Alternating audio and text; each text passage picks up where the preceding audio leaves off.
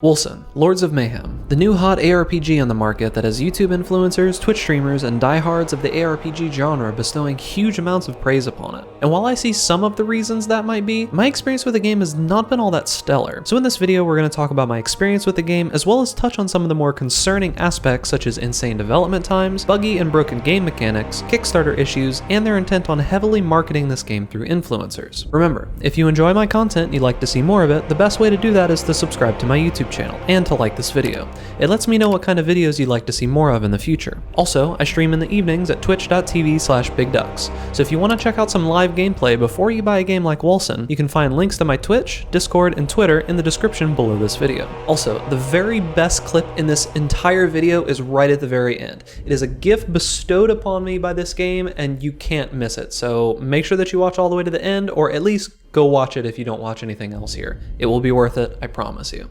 Now, unlike some people who've played this game, I played all the way through it. All 3 acts, I played all the way to the very end of the game and completed the main campaign. And in that time, as much as I enjoyed the groundwork and the concepts that were laid for this game, honestly, in good faith, I really just can't recommend it in its current state, especially at a $40 USD price point. So if you're kind of on the fence about buying the game or not, I'm going to go through all of the gameplay, as well as some of the future projections for the game, and go a little bit in depth on the company behind the game that actually made it and their track record. And I'm going to do all this so that you can make a better informed decision on your purchase of the game. But honestly, it's going to take a lot of work for this game to get to where it needs to be before I'll actually recommend you purchase it. And with their current track record, I'm not so sure if that's ever going to happen or when it will actually happen, because it took them 7 years to produce this game, and they've basically changed their mind multiple times at this point. So no matter what they say in their promotional material, I can't really trust them yet. So as I said, the game has been in development for at least 7 years, and it has been an early release through Kickstarter since 2016. The Kickstarter itself began in 2015. However, it was under the name Umbra, which they've since changed. And unfortunately, this company has a tendency to move their timetables further and further and further back and overpromise and underdeliver. But before we get into all of that, I'd like to talk about the gameplay itself. So prior to even being able to play the game, there's already a ton of issues. A bunch of people, including myself, couldn't even get the game to open and run. I had to change a setting in my registry to even get the game to open, and then I had to underclock my GPU to get the game to not crash every 5 minutes. And the average person is not going to be able to do that. They'll probably brick their computer if they attempt to do that. Right out the gates, we're already having a ton of issues. But once you're actually in the game, if you aren't going to play with friends and you don't intend on trading with anybody, I highly suggest, and I can't say this enough, make your character offline, because there have been tons of server issues. The first day that the game came out, I think they brought the servers down for like 27 hours or something like that, and ever since then there's been server issues almost non-stop. Like just earlier today when I was doing my final bit of the act of my playthrough so I could actually make this review, I was having so many problems with the server that I could almost not even play the game. It's like slow, sticky feeling combat, invulnerable enemies that either just can't be targeted or just teleport all over the room, extremely long load times, even though I've got pretty good hardware. I have a Ryzen 7, a 2070 Super, as well as a new SSD that I just bought, an NVMe Samsung, I think it's a 970. So to avoid most of the problems that I'm going to talk about here, just play offline and you really shouldn't have as many issues as I did. However, unfortunately, I made the mistake of wanting to play with friends maybe in the future, and obviously that was a bad idea. Now, I know I seem mostly negative, and although there are a lot of really bad things about this game, there are still plenty of positives to be hopeful about in the future. Once you've actually made it into the game, you immediately notice how spectacular the environment looks,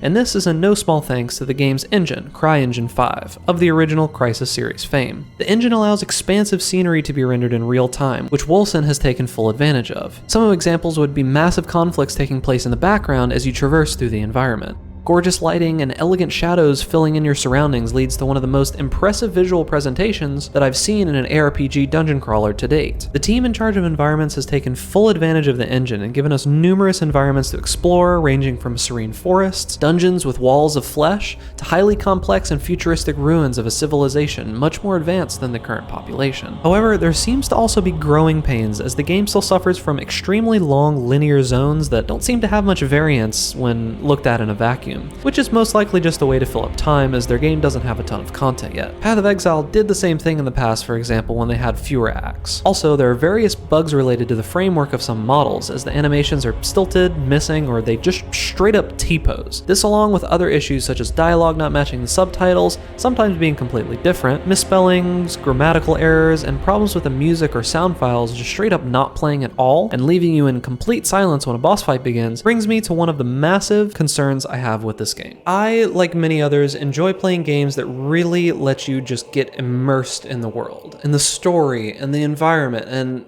honestly, these bugs that are in the game just completely just rip me straight out of it. How can I take the game seriously when this boss presents himself to me as this lofty, high-level assassin, and then he just comes at me, immediately T-poses, and just starts teleporting around the room constantly? Like, I'm not kidding, just watch this clip. So be it.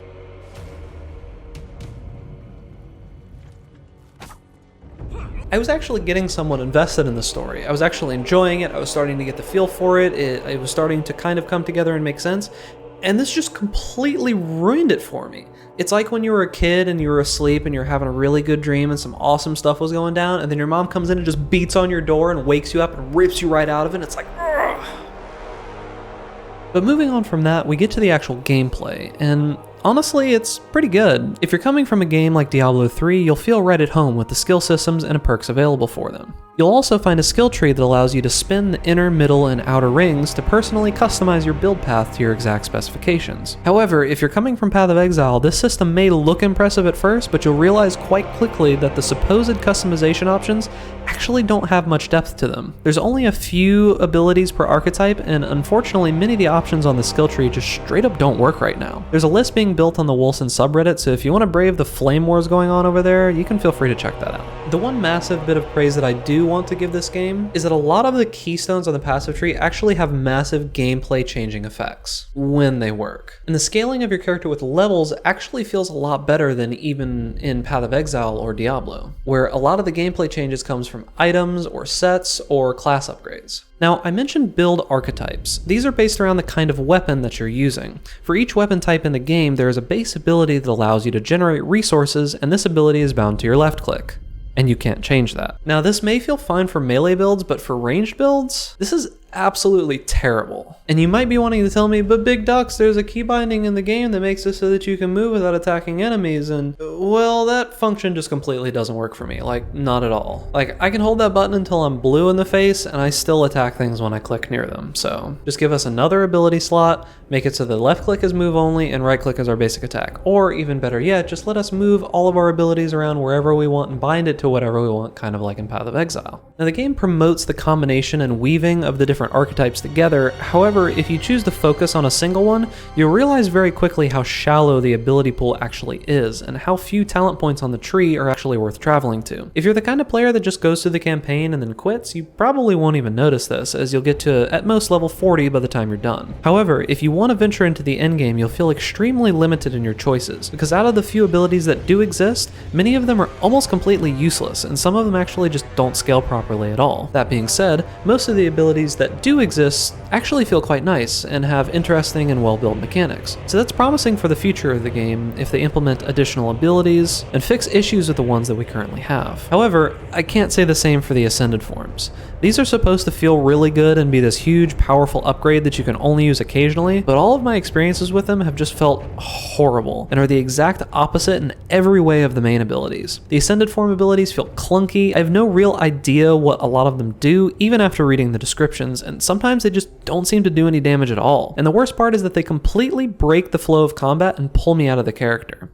As I said previously, I play games to get invested in the character. And when my character just suddenly goes Super Saiyan with all new abilities and all new kinds of things, and I don't take any damage, and I look ridiculous with giant hair and crazy armor and crazy features, and I look like a demon, it doesn't really feel good. Like, I spent all this time building this character and getting used to playing it, and now I just choose between a random assortment of pre-made god characters with all kinds of crazy abilities that are immortal and do tons of damage. I personally feel like these just need to be completely overhauled or removed or something. I don't know what it is, but the current implementation of them, I just don't like at all. Now, On a separate note, I do want to make some quick notes about items. There's not really a ton to say here, as most of the actual stats in this game are just a straight rip from Diablo 3, such as like resistances, dodge, crit, armor, all of that kinds of thing. And it also has a couple of things that were pulled from Path of Exile, like force armor, which is energy shield, and somewhat of a similar ailment system. There's also various gems, just like in Diablo 3, that you can use to increase the effectiveness of your gear, and you get to choose what kind of stats you'd like to have from those jewels. However, one major keystone of any ARPG that I've ever played is uniques, and I'm told that this game has them, but in my entire playthrough of the campaign, I actually didn't see a single unique. And from what I've read, the uniques are very limited,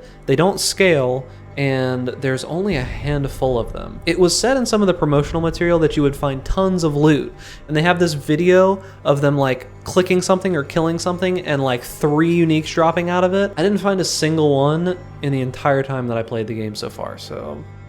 Now, a discussion on gameplay in an ARPG is woefully incomplete without talking about the boss fights. And honestly, there's only a single boss fight in this entire game that even stands out in my head as being good, and that's the final boss of Act 2. Everything else, including the final boss is honestly probably the worst offender here. Poorly designed, poorly implemented, or just straight up not interesting at all. The boss fights themselves are generally extremely repetitive. Most of the time it's just one phase is one way, the next phase is the same exact way with like 1 or 2 additional abilities, and then the third phase is just the same exact thing as the first and second phase, except they just add in a couple more abilities and maybe the character like powers up and looks all crazy or something like that. It just feels lazy. And one of the things that I both love and hate about the boss fights are the indicators. All the bosses have obvious red shadow indicators on all of their abilities that show you exactly where the damage is going to happen. This gives the developers room to create difficult encounters without making it seem like a gotcha mechanic. The problem here is that the indicators look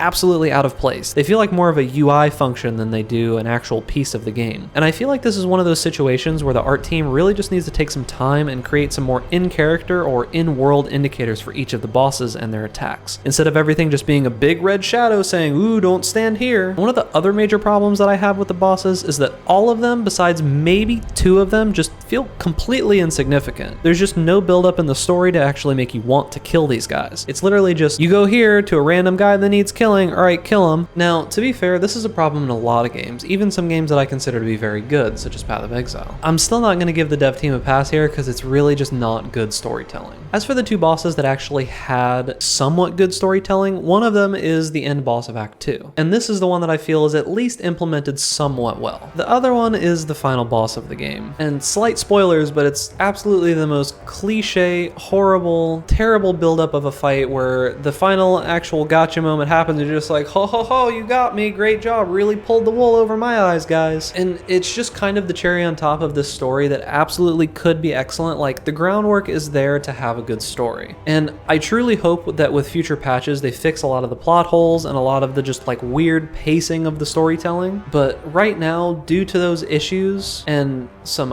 obvious horrible cliches, it just kind of falls flat by the time that you reach the ending. So moving on from the gameplay itself, there was a ton of issues with how this game actually came about. Originally the game was titled Umbra, but most likely due to confusion with other games with similar names, they renamed the game to Wolcen, Lords of Mayhem. The Kickstarter made lofty promises and managed to pull in 400,000 USD in donations, and it stated an estimated delivery of 2016. And if you haven't been living under a rock, it's 2020. So that's 4 years? Now this is pretty typical for Kickstarter games nowadays, and honestly I could go into a whole rant about why Kickstarters in general are really bad, and you shouldn't expect anything positive if you donate to them, and it is donations. You're not paying for anything, they are donations. But the problem here is that what people were originally presented with the Umbra game and what they got out of Wolcen are not even somewhat similar. Many of the promised features are just nowhere to be found. They said that this was supposed to be an open world game. It is an absolutely completely linear game. There is no open world whatsoever. So maybe some of these things will come with later patches, we'll just have to see. But for right now, they straight up just don't exist. And lo and behold, people are not happy about this. There were plenty of people who funded the game on Kickstarter and then they were just left out in the cold when they decided to completely remake the game from scratch and just get rid of all of the extra stuff that they decided to put in the first place, and it just ended up looking nothing like what the game originally was. Another thing would be Linux users, for example, were told that there would be a version of the game for Linux. As of right now, that doesn't exist. Thankfully, it works with the Wine and Proton emulators, but that's not really a good substitute. But looking past all of the bugs and the issues with the gameplay and the storytelling and not fulfilling any of the promises of the people that they took money from, the thing that really has me like scratching my head here is just that the game is this just buggy, unfinished mess lacking any polish whatsoever. And yet they're sponsoring all of these influencers on YouTube to basically just make commercials about their game. Now, something I want to be clear about is I do not fault the content creators for making these videos. They gotta make a living, okay? You can't really hold it over their head. The people that I can fault are the developers themselves. Because the problem is that sponsored videos kind of have this pressure behind them. It may not be specifically stated because that would be illegal, but there's this kind of pressure that's given to the content creator to make a good video for their game. Because if they don't make a good video, you'll never hear from that company ever again. And the problem here is that I see videos like some of the ones from Riker, where he's just giving this absolutely glowing, positive review of the game, saying all of these wonderful things about it, and then you go in and play the game, and none of it's true. Maybe some people enjoyed it. The things that they promised did not happen. The game is buggy, parts of it just don't work. The actual storytelling is horrific in my opinion. There's a part where he praises the story and whatever happens during the final in-game boss, and that is honestly one of the worst boss fights story-wise, gameplay-wise, everything-wise that I've seen in a long time. It's really, really bad. Like, really bad. It worries me. There are, thankfully, people like Force Gaming who are doing reviews where they're just showing what there actually happened in the game. They're not really giving their opinions about it. They're just trying to show off all of the content in the game, and it's still a sponsored video, and I think that's a more acceptable way of going about it, because when you're actually just trying to give off a good opinion, it really seems kind of questionable in the long run. Like, can I really trust this person's opinions if they're taking money from the devs and giving this awesome glowing review? And then you go and you look on the Steam reviews for the game and it's like, there's a lot of people who aren't liking this and they really aren't happy with it. What happened? So all in all, it just feels really dishonest to me that the Wolcen devs are spending all of this money to pay influencers to basically make commercials for their game when it's being released in such a terrible state. Take that money and pay your developers or hire new developers to just fix your game instead. Like, at this point, many people who have purchased the game have just completely refunded it and said, wow, this is not good. What were you even thinking releasing the game like this? It's basically an alpha or beta still, and you just released it as 1.0. However, the thing that really concerns me are the people who are taking what the Wolcen devs are saying. Oh, well, we're gonna fix things. Don't worry, it'll be okay. So just hold on and things will be all right. So they've already spent their money and they're not gonna be able to get a refund if they play any more of the game or they wait too long. If they go forward and the Wolcen devs just don't live up to their promise, these people are just out $40 forever, and there's nothing that they can really do about it. So I implore you, please do your research.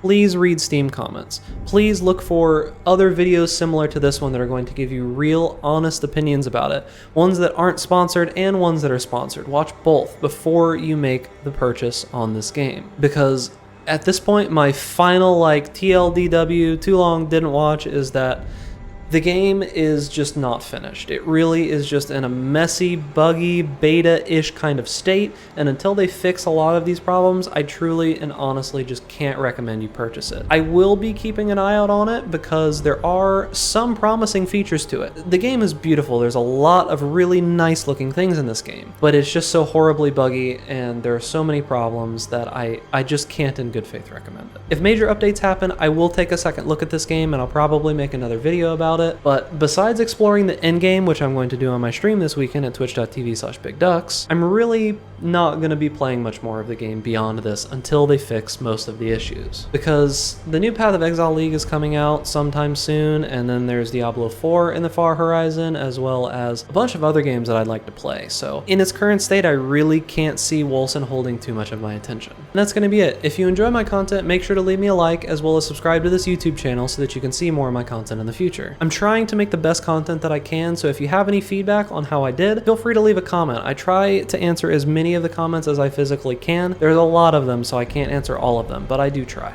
So without further ado, here is the clip I promised you earlier. It is my absolute genuine reaction to the cherry on the top of this train wreck of an experience that I had with Wolcen. So enjoy, and I'll see you next time. And that's why, with no solid claims, we have decided to move forward with you as Regent. Well, I will not lie to you. Many of us had our doubts. But you know what?